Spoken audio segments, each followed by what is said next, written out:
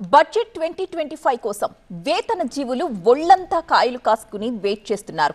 ఈసారైనా తమ గోడు కేంద్రం పట్టించుకుంటుందని, ఆ నిర్మలమ్మ నిర్మలమైన మనసుతో తమ కష్టాలు ఆలకిస్తుందని గంపెడాసతో ఎదురుచూస్తున్నారు. మరి కేంద్రం ఈసారైనా వేతన జీవుల మొర వింటుందా?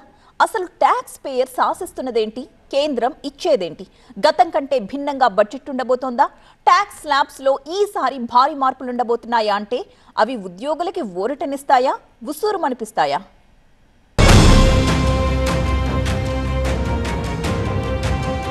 ఫిబ్రవరి 1న ఆర్థిక మంత్రి నిర్మలా సీతారామన్ బడ్జెట్ లో వేతన జీవులకు గుడ్ న్యూస్ చెప్తారా అన్న ప్రశ్న దేశవ్యాప్తంగా వినిపిస్తోంది. ఇప్పుడు ఈసారి ఉద్యోగుల ఆదాయ పన్ను భారం తగ్గించేందుకు కేంద్ర ప్రభుత్వం పలు చర్యల్ని పరిశీలిస్తున్నట్లు సమాచారం అందుతోంది. ముఖ్యంగా వార్షిక ఆదాయం 10 లక్షల రూపాయల వరకు పన్ను మినహాయింపునివ్వాలనే ప్రతిపాదనను కేంద్రం పరిశీలిస్తోందని వార్తలొస్తున్న నేపథ్యంలో ప్రతి ఉద్యోగి బడ్జెట్ 2025పై భారీ ఆశలు పెట్టుకుని వెయిట్ చేస్తోన్న పరిస్థితి.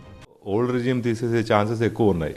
ఎందుకంటే క్లెయిమ్స్ అన్ని తప్పుడు క్లెయిమ్స్ జరుగుతున్నాయని చెప్పి, కంప్లైంట్లు వస్తున్నాయని చెప్పి ఓల్డ్ రిజిమ్ని తగ్గించి న్యూ రిజిమ్లో ఎక్కువ బెనిఫిట్స్ ఇచ్చే అవకాశాలు ఎక్కువ ఉన్నాయి. అట్లాగే జిఎస్టీలు కూడా చాలామంది ఈ ఫోన్పేలు అవన్నీ వాడుతున్నారు, బ్యాంక్లో ట్రాన్సాక్షన్స్ ఎక్కువ అవుతున్నాయి. దాని గురించి ఆ ఫోన్పే టర్న్ ఓవర్లో అన్నీ కన్సిడర్ చేసి ఎక్కువ మందిని జిఎస్టీలోకి తీసుకొచ్చే ఛాన్సెస్ ఎక్కువ ఉన్నాయి. ఇవి మేజర్ చేంజెస్ ఉంటాయి. అట్లాగే డిడక్షన్స్ కానీ పన్ను స్లాబులు కూడా 10 లక్షల వరకు 10%, 10 నుంచి 20 లక్షల వరకు 20%, అలా స్లాబులు పెంచి ట్యాక్స్ బర్డెన్ తగ్గించే అవకాశం ఎక్కువ ఉంది. ఈ మార్పు కనుక అమల్లోకి వస్తే మధ్యతరగతి ప్రజలకు భారీ ఊరటే.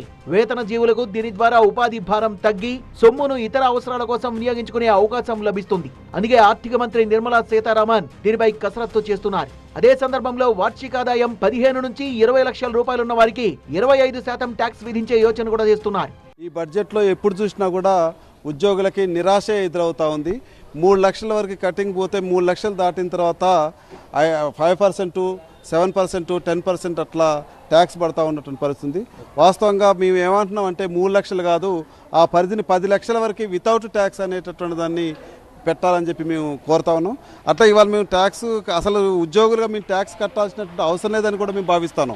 ఎందుకు అనంటే మేము కొనే ప్రతి వస్తువులో కూడా ఇవాళ మేము ట్యాక్స్ కడతా ఉన్నాం. మళ్ళీ ఇప్పుడు మా మీద నడ్డి విరిగేలా ట్యాక్స్ పెంచడం అనేటువంటి సరైనది కాదు. స్లాబ్ రేట్స్ని కూడా పెంచాలని చెప్పి మేము కోరుతాను. కేంద్ర ప్రభుత్వం ఇప్పటికైనా వాస్తవంగా కొన్ని అంశాల్లో 5,000 రూపాయల వరకు ఇన్సూరెన్స్ సంబంధించినటువంటిది ఉంటే దాన్ని మీ 50,000 వరకు పెంచాలని చెప్పి కోరుతాను.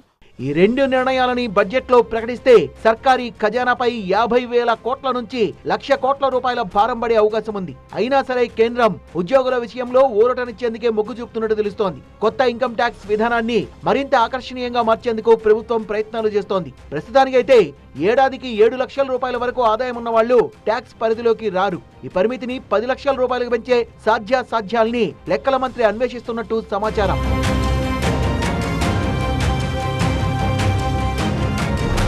దేశవ్యాప్తంగా ట్యాక్స్ పేయర్స్ లెక్కలు తీస్తే 5 లక్షల రూపాయల వరకు 1,36,859 మంది ఉండగా 5 నుంచి 10 లక్షల రూపాయల వరకు 20,87,083 మంది ఉన్నారు.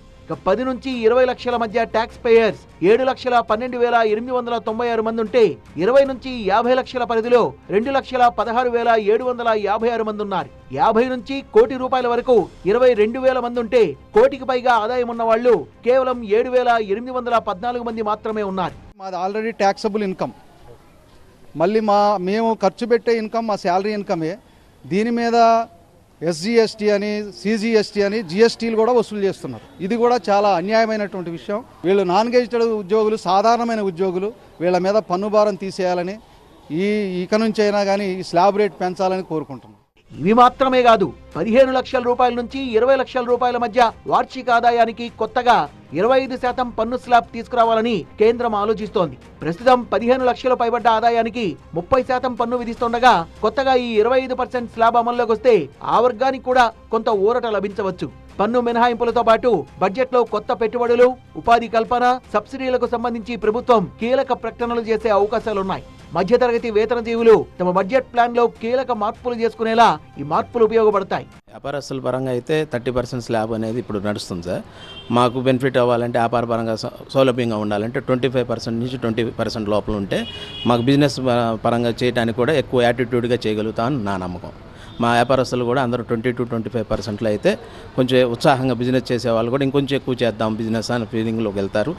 మనం కట్టే పర్సంటేజ్ ప్రకారం మాకు వచ్చే ప్రాఫిట్స్ కానీ ఎస్టాబ్లిష్మెంట్లో మాకు ఉండే ఖర్చులు కానీ బేరీస్ చేసుకుంటే 25% 20% స్లాబ్లో ఉంటే ఎంప్లాయీస్ని చూసుకోవాలి, మా దగ్గర ఉన్న కార్మికులను చూసుకోవాలి, అన్నీ చూసుకోవాలంటే దానికి తగ్గట్టుగా ఉండాలంటే. ఇప్పటి వరకు ఐటీ రిటర్న్స్ ఫైల్ చేసిన వాళ్ళ లెక్కల్ని చూస్తే 2014లో 3,65,00,000 మంది ఐటీ రిటర్న్స్ ఫైల్ చేయగా అది 2024కు రెట్టింపు అయింది. గతేడాది 7,53,00,000 మంది ఐటీ రిటర్న్స్ ఫైల్ చేశారు. ఐటీ ఫైల్ చేసిన వాళ్ళు డబుల్ అయితే ప్రభుత్వానికి ట్యాక్స్ రూపంలో వచ్చే ఆదాయం 4 రెట్లు పెరిగింది. ఇందుకు కారణం డిజిటల్ ఎకానమీ పెరగడమే. గతంలో కంటే ఇప్పుడు ఏ ట్రాన్సాక్షన్స్ జరిగినా ఐటీ నోటీస్ కు వెళ్తోంది. ఏ ట్రాన్సాక్షన్ జరిగినా పాన్ కార్డ్ మ్యాండేటరీ కావడంతో డైరెక్ట్ గా ఐటీకి ఇన్ఫర్మేషన్ చేరుతోంది. అంతేకాదు ప్రాపర్టీ సేల్లో కూడా పాన్ కార్డ్ ను తప్పనిసరి చేసింది ప్రభుత్వం. అలాగే 50 లక్షలు దాటిన ఏ కొనుగోలైనా 1% TDS తప్పనిసరి చేసింది. రిజిస్ట్రేషన్ ఆఫీస్ నుంచి ఐటీ డిపార్ట్మెంట్ కు డిఫాల్ట్ గా డేటా షేరింగ్ జరుగుతుండడంతో ఎక్కడ ఏ భారీ ట్రాన్సాక్షన్స్ జరిగినా అధికారులకు తెలిసిపోతోంది. అంతేకాదు 2023లో ఐటీ శాఖ ఆర్టిఫిషియల్ ఇంటెలిజెన్స్ ను అడాప్ట్ చేసుకోవడంతో ప్రతి లెక్క పక్కాగా ఐటీకి తెలిసిపోతోంది. అందుకే భారీగా పన్ను ఆదాయం పెరిగినట్లు నిపుణులు చెప్తున్నారు. దేశంలో ఐటీ ఫైల్ చేస్తున్న రాష్ట్రాల్లో నెంబర్ 1లో మహారాష్ట్ర ఉంది. మహారాష్ట్రలో ఏటా 10,07,00,000 మంది ఐటీ రిటర్న్స్ ఫైల్ చేస్తున్నారు. ఆ తర్వాతి స్థానంలో యూపీ 6,07,00,000 మందితో ఉండగా తమిళనాడు 4,53,00,000 మందితో, వెస్ట్ బెంగాల్ 4,23,00,000 మందితో, రాజస్థాన్ లో 4,12,00,000 మంది ఐటీ రిటర్న్స్ ఫైల్ చేస్తున్నారు. గమనించాల్సిన విషయం ఏంటంటే టాప్ 10లో మన తెలుగు రాష్ట్రాలు లేవు. రెవెన్యూ కలెక్షన్స్ లో కూడా మహారాష్ట్రనే టాప్. ఇందులో మన తెలంగాణ 8వ ప్లేస్ లో ఉంది. ప్రస్తుత బడ్జెట్ లో ఇన్సూరెన్స్ ప్రీమియం కు మినహాయింపుల్ని అదనంగా ఇవ్వాలని ప్రజలు కోరుతున్నారు. అలాగే స్లాబ్ సిస్టమ్స్ లో మార్పులు చేయాలని, ముఖ్యంగా కొత్త రెజ్యూమ్ సిస్టమ్ లో ఉన్న 7 లక్షల ఆదాయ పరిమితిని 10 లక్షలకు చేయాలి అన్నది ప్రజల డిమాండ్. ఇన్కమ్ ట్యాక్స్ వచ్చేసరికి ఎంప్లాయీస్, పెన్షనర్స్ వీళ్ళు కట్టిన ఇన్కమ్ ట్యాక్స్ మీదే గవర్నమెంట్ నడుస్తుందని మేము గంటాపదంగా చెబుతున్నాం. ఎందుకంటే కార్పొరేట్లు వాళ్ళు బ్యాంకు రుణాలు తీసుకొని ఆ రుణాలు మాఫీ చేయించుకోవటమే కానీ రుణాలు వాళ్ళు కట్టరు. మా ఎంప్లాయీస్ ఎవరైనా రుణం తీసుకుంటే ఎంటబడి బ్యాంకు వాళ్ళు వచ్చి షూరిటీ ఇచ్చిన వాళ్ళు ఎంటబడి అట్లా వసూలు చేస్తుంది. మా దగ్గర వసూలు చేసిన డబ్బులు వాళ్ళ దగ్గర రుణాలు వాళ్ళు ఎగవేసి రుణమాఫీ చేస్తారు. ఇప్పుడు 10 లక్షల కోట్ల పైన రుణమాఫీ చేశారు. అది ఎవరి మీద వేశారో ఆ ట్యాక్స్ పన్నులు అంటే మన మీదే వేశారు, ఆ మిడిల్ క్లాస్ వాళ్ళ మీద వేశారు.